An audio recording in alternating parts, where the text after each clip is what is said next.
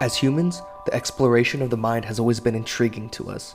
We love venturing into the unknown, the unexpected, the uncharted.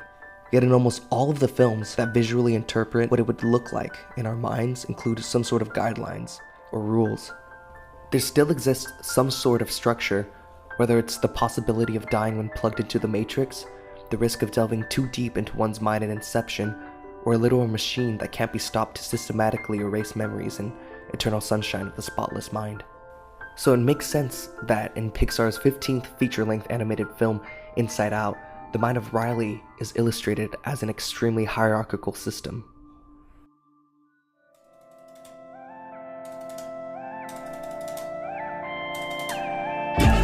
In an interview, director of Inside Out Pete Docter said that the secret source to animation is truth. Therefore, he was challenged to create an entire world that would be relatable to its audience. So when the film personifies the mind as a society, why does it eerily parallel the top-down bureaucracy that we live in?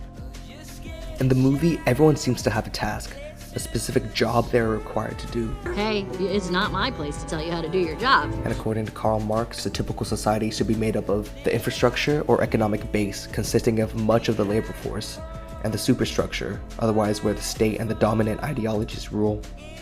Reprimanded by many scholars and critics, Disney has had a track record of showing the capitalist class relations as something natural, unchangeable, and morally justified. There exists a clear chain of command within Riley's head. All the laborers don't question the five emotions' authority, but instead almost admire them. Headquarters? You guys are from headquarters? Well, yeah. On top of that, no one seems to question their job or position, from the dump regulators to the train of thought conductors. With almost no mention of any upward mobility, or the possibility of anyone moving up to headquarters, Inside Out showcases the fact that certain people are born into their rank. This subliminal message of a caste system can't get any more clearer than the architectural construction of Riley's mind. As we peer out of the glass windows that separate headquarters from the rest of the world, it forms the exact shape of a pyramid. At the top, we have headquarters, standing above the rest of the structures. It appears otherworldly, with an angelic glow shining across all the other seemingly less important parts of the mind. As we reach to the middle tier, we gaze upon headquarters from the perspective of the workers, and it seems impossible to reach. At the bottom tier, or when Joy reaches her lowest and most challenging obstacle, we are left with the dump, where discarded memories and even characters are deemed worthless, left to disappear. Because of its extreme influential power and target audience, Disney gains more and more control of introducing ideas of culture, social behavior, and morality to children. So by promoting hegemony as the norm, children become trapped into Disney's capitalistic agenda. In a time where sequels obviously make more money than creating original films, we can see Disney taking the easy way out, placing profitability ahead of creativity.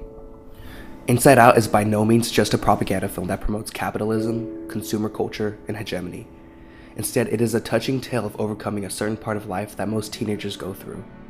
But in order to have the film relatable to an audience, the film's creators had no choice but to personify Riley's mind as a pyramidic structure. It shows how embedded the idea of hierarchy is within today's society, that we almost refuse to even question its legitimacy as a fair and equal system of governance.